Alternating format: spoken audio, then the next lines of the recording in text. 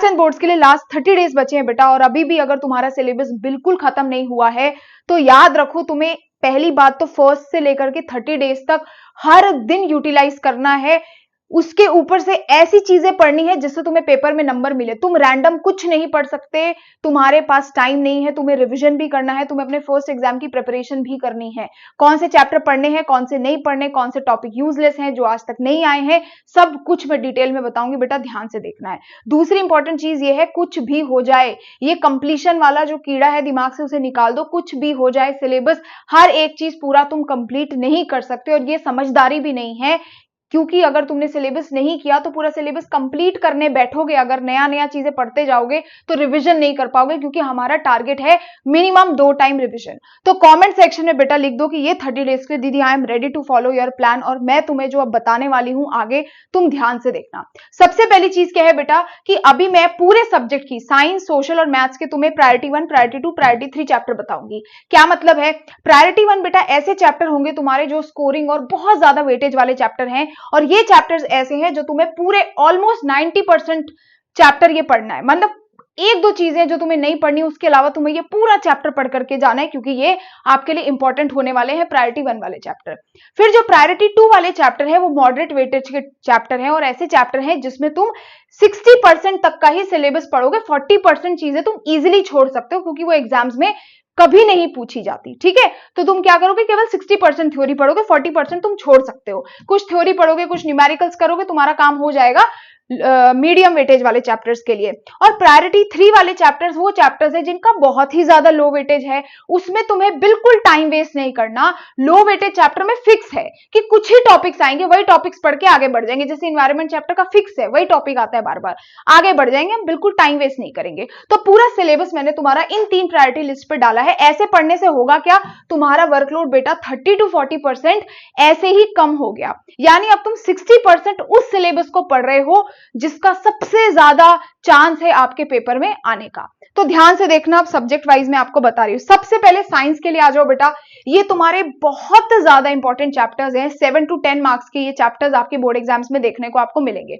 Life processes, how do organisms reproduce, light, carbonates, compound, electricity, ये ऐसे chapter हैं जिसका कोशिश करो हर एक चीज पढ़ के जाने का, कुछ भी चीज छोड़ो मत। ये पूरे चैप्टर्स आपको 90% तक सॉल्व करके जाने हैं। आ जाओ medium weightage, acid, basis, salts, metal, non metals, magnetic effects of electric current, human I and the colourful world, ये है मीडियम वेटेज चैप्टर। इसमें वही है कि 40% चीजें आप वैसे ही छोड़ सकते हो। जैसे कि ह्यूमन आई में हमेशा आपको पता चलेगा कि भाई आई डिफेक्ट्स बता दो, क्या क्या है आई के डिफेक्ट्स, हर साल पूछा जाता है।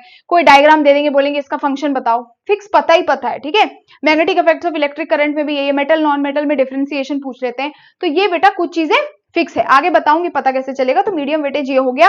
लो वेटेज में ये chapters are environment, chemical reactions, equations, heredity, control and coordination. तो ये हो गया बेटा तुम्हारे साइंस का सिलेबस। पहले ये, फिर ये चैप्टर्स, फिर ये चैप्टर्स। आगे आ जाओ, मैथ्स के लिए सबसे ज्यादा हाई वेटेज ये वाले तुम्हारे चैप्टर्स हैं। Quadratic equations, triangles, trigonometry, surface area, volume, statistics, circles. एक एक सवाल 3-3 बार बेटा पहले एनसीईआरटी से करना, उसके अलावा दूसरी चीज कुछ खोलने की जरूरत नहीं है। बेसिक मैथ्स है, स्टैंडर्ड मैथ्स है, एनसीईआरटी 3 बार जब तक खत्म नहीं की, कोई किताब खोल के अपना टाइम वेस्ट मत करना। जब तक एनसीईआरटी नहीं आती, दुनिया की कोई बुक नहीं आ सकती। तो ये है तुम्हारे फर्स्ट प्रायोरिटी चैप्टर, सबसे ज्यादा सवाल तुम्हारे यहां से बनने वाले हैं। फिर आ जाओ मीडियम वेटेज चैप्टर, एपी हो गया, लीनियर इक्वेशंस इन 2 वेरिएबल्स हो गया, some applications of trigonometry, polynomials. ये है तुम्हारे मीडियम वेटेज चैप्टर। इसको पूरे अच्छे से करने के बाद फिर तुम आओगे इन पर्टिकुलर चैप्टर्स पे, और लास्ट में तुम करोगे ये chapters, low weightage chapters, real numbers, coordinate geometry, areas related to circles, probability. क्योंकि एग्जाम अगर तुम्हारे पास लास्ट के लिए बच भी गए तो बहुत ज्यादा डिफिकल्ट चैप्टर्स भी नहीं है, और कम ही टॉपिक्स है, कुछ फिक्स टॉपिक्स है। जैसे √2 इज एन इरेशनल नंबर, ये √5 की वो प्रोपोर्शनल वो दिखाने के लिए आ जाता है कि भाई इरेशनल है, प्रूफ करो। ये क्वेश्चन तो बेटा हर साल का फिक्स है, तो ऐसे ही तुम्हें पता चल जाएगा ये तुम्हें ऐसे करने हैं। तो मैथ्स के लिए सबसे पहले ये करेंगे, फिर मीडियम वेटेज, लो वेटेज चैप्टर्स। अब आ जाओ सोशल साइंस के लिए। बेटा सोशल साइंस का फॉर्मूला फिक्स है, चाहे तुम हिस्ट्री, ज्योग्राफी, सिविक्स, इकोनॉमिक्स पढ़ लो, चारों ही आपके 20 मार्क्स के बोर्ड एग्जाम्स में आते हैं। तो अगर समझदारी देखी जाए तो इस चीज में है कि आप इकोनॉमिक्स और सिविक्स दोनों टॉपिक पहले पढ़ के खत्म कर दो, क्योंकि यहां से तुम्हारे पूरे के पूरे 40 नंबर फिक्स हो रहे हैं।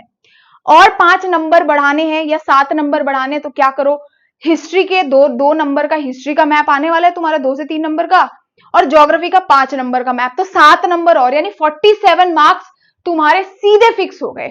बचा हुआ तुम्हारा ज्योग्राफी और हिस्ट्री बाद में तुम करो, पहले तुम इकोनॉमिक्स और सिविक्स अच्छे से पढ़ लो। पूरा चैनल पे पढ़ा के मैंने डाला है, वीडियो खोलो, 20-20 मिनट में चैप्टर तुम्हारे खत्म हो जाएंगे। अच्छा, अब एक बात सुनो, जब मैप कर रहे हो ना, तो सारे के सारे मैप बेटा, जो भी मैप तुम सॉल्व करते हो, जब मैप सॉल्व कर रहे होगे एक बार ऑडियो में बोल लेना कि ये जगह यहां पर है, ये जगह एमपी में बिल्कुल कोने में इस साइड में है, तो जो ऑडियो है ना उसको बार बार सुनते रहना, तब तुम मैप भूलोगे नहीं। एक सजेशन है, ठीक है, और लिख के तो देखना ही है। अच्छा, अब उसमें भी अगर सोशल साइंस में कुछ ऐसे चैप्टर्स हैं, क्योंकि सोशल साइंस का यूजुअली वेटेज बहुत मुश्किल होता है निकालना, 20-20 नंबर का है, क्योंकि मैंने खुद बेटा पीवाईक्यू बुक्स पे काम किया हुआ है, तुम्हें पता है स्कोर 100, तो उसको एनालाइज करके मैं बता सकती हूँ तुम्हें कि ये जो 5 मतलब तुम्हारे 6 चैप्टर्स हैं, ये सबसे ज्यादा इंपॉर्टेंट है। मतलब इन्हें तुम्हें डीपली पढ़ना है। पहले nationalism in India, rise of nationalism in Europe, sectors of Indian economy, very very very important chapter. Power sharing and federalism, दोनों ही बहुत आसान चैप्टर हैं, लेकिन फ्री के नंबर देके जाते हैं, तो पावर शेयरिंग एंड फेडरलिज्म दोनों पढ़ लेना। एग्रीकल्चर चैप्टर भी फ्री के नंबर तुम्हें देखे जाएगा, थोड़ा इसमें याद करना पड़ेगा, लेकिन याद कर लेना। फिर से मैं बोलूंगी, इसे तुम याद कर सकते हो, मनी एंड क्रेडिट, ठीक है। ये 6 चैप्टर्स ऐसे हैं जो बहुत ज्यादा इंपॉर्टेंट है, जो तुम सोशल में किसी भी हाल में मिस नहीं कर सकते। अब पढ़े कैसे, अगर मान लो कोई नया चैप्टर पढ़ने बैठ रहे हो तो कैसे पढ़े, हमारे पुराने चैप्टर्स है दीदी हम भूल गए हैं, दोबारा पढ़ना है, कैसे पढ़ना है, ध्यान से सुनना बेटा। गलत तरीके से चैप्टर पढ़ने का टाइम नहीं है। पहली बात तो कोई भी चैप्टर ऐसे मत पढ़ो कि मैं एक एक लाइन पढ़ लूंगा, ऐसे नहीं पढ़ना है। समझना पूरा चैप्टर है, बट याद कुछ चीजें करनी है उसमें से। फॉर एग्जाम्पल, सबसे पहले तुमने कोई भी लेक्चर देखा, पढ़ा, बुक से पढ़ा, ट्यूशन में पढ़ा, किसी बैच से पढ़ा, यूट्यूब से पढ़ा, फ्री में, कहीं से भी, सबसे पहले जब लेक्चर देख रहे हो पहली बार, ध्यान रखो कि एनसीईआरटी की कोई डेफिनेशन आती है, रटनी है वो, ठीक है। कोई एनसीईआरटी का सॉल्व एग्जाम्पल है, करना ही करना है, उसे मिस नहीं करना। क्या चीजें तुम्हें एनसीईआरटी मतलब लेक्चर्स देखते हुए एनसीईआरटी से मिस नहीं करनी, definition, NCERT solve examples, diagram images हैं, चाहे सोशल में है चाहे तुम्हारे साइंस में है, डायग्राम्स इमेजेस दोनों मिस नहीं होने चाहिए। एक्टिविटीज भी लिख लो इसमें, और न्यूमेरिकल्स, ये चीजें बेटा पहली चीजें तुम्हें ध्यान रखनी है। अब दूसरी चीज, जब चैप्टर पढ़ रहे हो ना, तो ये नहीं कि हर एक चीज लाइन टू लाइन रटने लगो, इतना टाइम नहीं है तुम्हारे पास, तो डिटेल में नहीं पढ़ना, दिमाग खुला रखना है कि भाई मैं पढ़ क्या रहा हूं, एनसीईआरटी डेफिनेशन है रट लो, न्यूमेरिकल है सॉल्व कर लो, सॉल्व एग्जाम्पल है मत छोड़ो, इमेज है देख लिया। अब बेटा क्या करते बच्चे, पढ़ते पढ़ते अगर इस समय तुम्हारे पास शॉर्ट नोट्स नहीं है, पहली बात ये कोई टाइम नहीं है बैठ करके नोट्स बनाने का, नोट्स बनाना is a waste of time. तुम पढ़ते पढ़ते अगर नोट्स बना रहे हो, तुम अपना आधा टाइम तुम पढ़ भी रहे हो और उतना ही टाइम तुम नोट्स बनाने में लोगे, it is waste of time.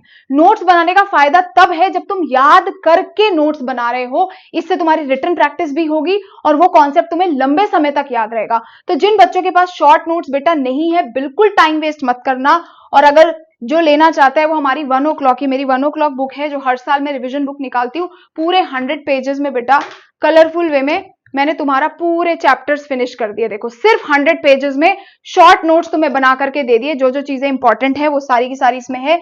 Same science में भी तुम्हें देखो सारी की सारी मैंने 100 पेजेस में पूरे चैप्टर्स खत्म कर दिए हैं।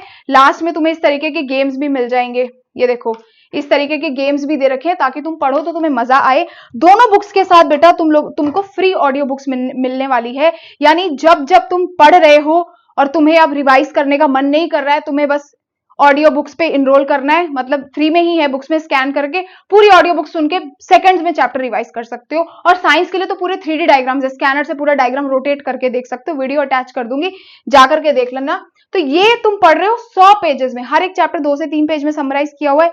जब पढ़ने लगो, पढ़ा फटाफट से, बुक बंद करी, साइड रखी, लेक्चर देख लिया, अब निकालो खाली पेपर, उसमें लिख करके देखो कि मुझे याद कितना हुआ।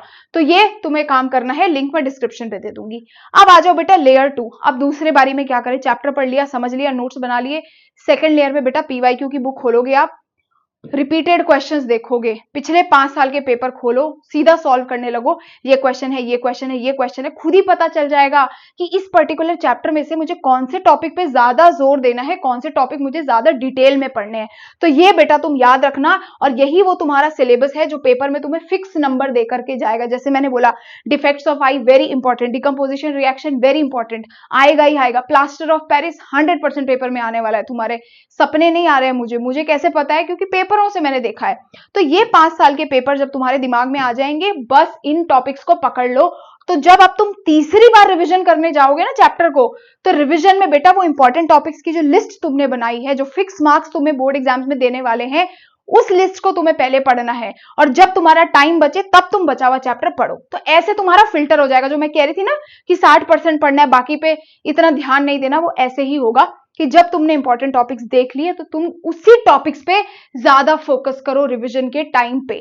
ठीक है, ज्यादा से ज्यादा क्वेश्चन सॉल्व करो रिवीजन के टाइम पे। पीवाईक्यूज वाले टॉपिक सॉल्व करना है और जितना भी आपका रिमेनिंग चैप्टर है वो तब पढ़ना है जब आपके पास टाइम बचा हो। तो इस तरीके से तुम्हें पूरा चैप्टर खत्म करना है और कुछ करने की जरूरत नहीं है। इतनी सी चीज पे ध्यान दे दो बेटा, तुम्हारा पूरा सिलेबस इस लेवल का खत्म होगा ना कि तुम्हें खुद भी नहीं पता होगा कि आज से 3 दिन पहले तक मुझे सिलेबस नहीं आता था या मैंने सिलेबस 30 दिन पहले पढ़ा है।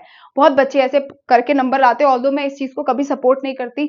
मेरा मानना है ये पढ़ाई का कोई फायदा नहीं है फ्यूचर में। अगर पढ़ना ही था तो बेहतरीन तरीके से पढ़ते, बट अभी लास्ट में एग्जाम्स आ रहे हैं इसलिए मैंने तुम्हें ये स्ट्रैटेजी बताई।